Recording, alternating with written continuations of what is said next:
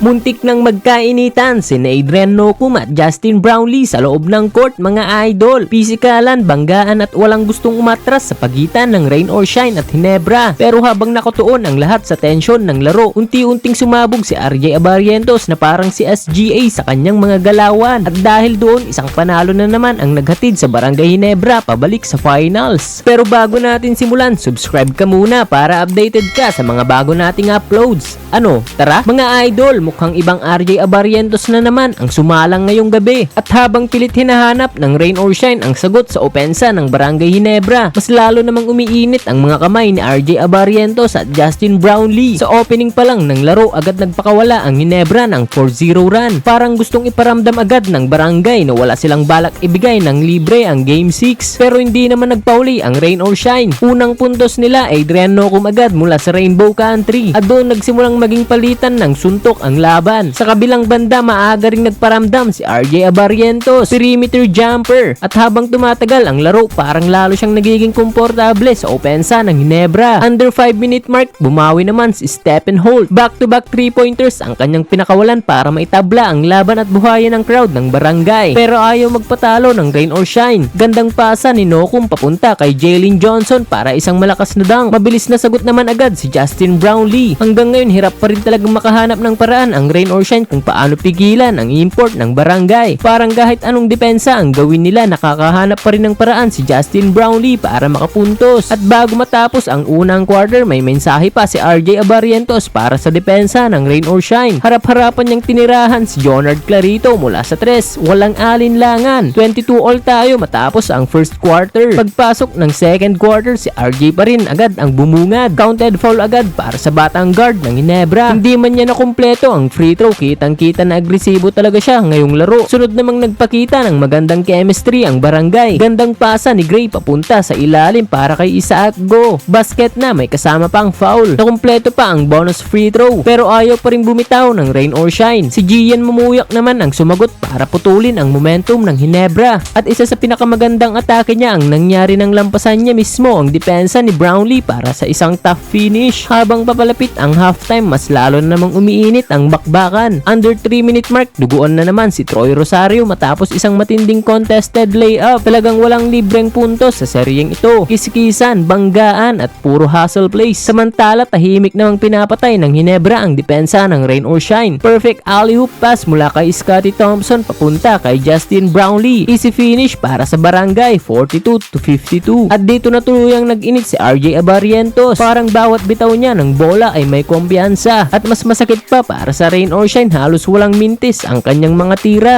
May veteran move din si Justin Brownlee nang mabenta niya ang foul kay David sa isang simpleng contact play. Isa na namang magandang possession para sa Ginebra. At bago matapos ang first half, isa na namang jumper ang pinakawalan ni RJ. Pasok na naman, 45-60. At habang papasok tayo sa halftime break, mukhang kontrolado ng Barangay Ginebra ang momentum ng laro. Pero alam natin mga idol, hindi basta-basta sumusuko ang rain or shine. Makakahanap kaya ng adjustment si Coach Yang Yao sa second half o magpapatuloy ang mainit na opensa ni Brownlee at Abarientos? Pagbalik ng second half mga idol, ibang rain or shine ang lumabas sa court. Parang may narinig silang matinding sermon sa locker room dahil opening pa lang ng third quarter, 4-0 run agad ang kanilang pinakawalan sa pangunguna ni Adrian Nocum. At dito na nagsimulang uminit lalo ang emosyon ng laro. May babala pa si Gian Mamuyak kay RJ Abarientos matapos ang isang pisikalan na play. Ramdam mo na talagang walang gustong bumigay dahil isang panalo na lang ang pagitan ng Ginebra sa finals. Under 8-minute mark ng third quarter, biglang sumabog ang rain or shine. Mula sa malaking lamang ng Ginebra, nagpakawala ang Elasto Painters ng napakalaking 17-2 run. At nang pumasok ang tres ni Jonard Clarito, napatimeout agad si Coach Tim Cone. 64-62 Ginebra lead. 2 puntos na lang ang hinahabol ng rain or shine. Biglang natahimik ang Ginebra crowd at mukhang may kaba na rin ang ilang fans ng Barangay. Pero dito makikita kung bakit champion team ang Ginebra. Pagkatapos ng timeout, agad silang bumawi. Gandang execution ng kanilang play para maibalik ang momentum. Hindi sila nagpanic, hindi sila nagmadali, veteran composure lang. Under 4-minute mark, pumukol ng corner 3 si Santillan para buhayin ang rain or shine. Pero sagot agad si Isaac Go. Parang sinasabi ng Ginebra na hindi nila basta ibibigay ang larong ito. At kahit anong gawin ng Barangay, ayaw pa rin bumitaw ng rain or shine. Ito namang si Anton Asisio biglang naging Steph Curry. 4-point play mula sa Rainbow Country, 78-74. 4 na puntos na lang ang pagitan. At dito na naman nagsimula nagsimulang kabahan ang Ginebra fans. Pero habang papalapit ang dulo ng quarter, may isang tao na muling nagligtas sa barangay. RJ Abarientos, dalawang magkasunod na tres. Biglang lumobo ulit ang kalamangan ng Ginebra. At sa puntong yun, mukhang naubusan na naman ang sugot ng rain or shine. Pero hindi pa tapos. Bago matapos ang quarter, sumagot pa si Jalen Johnson. 4-point shot. At matapos ang isang napakagulong third quarter, lamang pa rin ang barangay Ginebra 93-85. Pagpasok ng fourth quarter, huling laban na ng rain or shine. At agad silang nagpakawala ng bala. Anton Asistio na naman, 4-point shot agad para simulan ang quarter 89-93. Buhay pa rin ang Elasto Painters. Pero dito nagsimulang lumabas ang tunay na karakter ng isang champion, Justin Brownlee. Under 7-minute mark, takeover mode na ang import ng barangay. Mula sa Rainbow Country, 103-97. At sa bawat pagkakataong lumalapit ang rain or shine, may sagot agad si Brownlee. Parang alam niya kung kailan kailangan ng Ginebra ng malaking basket. At habang nakafocus ang depensa kay Brownlee, may isa na namang humataw, RJ Abarientos. Under 3-minute mark, hard drive to the basket. May basket na, may kasama pang foul. At doon mo naramdaman na unti-unti nang nawawala ang pag-asa ng rain or shine. Lahat ng momentum na sinusubukan nilang buuin, sinisira agad ni Brownlee at Abarientos. At nang dumating ang huling minuto ng laro, ang pinakamagandang eksena para sa Ginebra fans, slam dunk mula kay Japet Aguilar. At parang yun na rin ang opisyal na pagtatapos ng laban. At nang tumunog na ang final buzzer, Barangay Ginebra wins. Pasok na sa finals ang barangay. At para sa akin mga idol, walang ibang player of the game kundi sa RJ Abarientos. 30 points, 6 rebounds at 7 assists. At napakaraming clutch basket sa mga pagkakataong pilit bumabalik ang rain or shine. Syempre hindi rin matatawaran ang ambag ni Justin Brownlee na muli nang pinakita kung bakit isa siya sa pinakamagaling na import sa kasaysayan ng PBA. Sa huli kulang man ang rain or shine sa resulta, wala silang dapat ikahiya. Lumaban sila, nag-adjust at pinahirapan nila ang Ginebra. Pero sa dulo na naig pa rin ang experience, composure at star power ng barangay. Back to the finals na naman ang Ginebra. Mga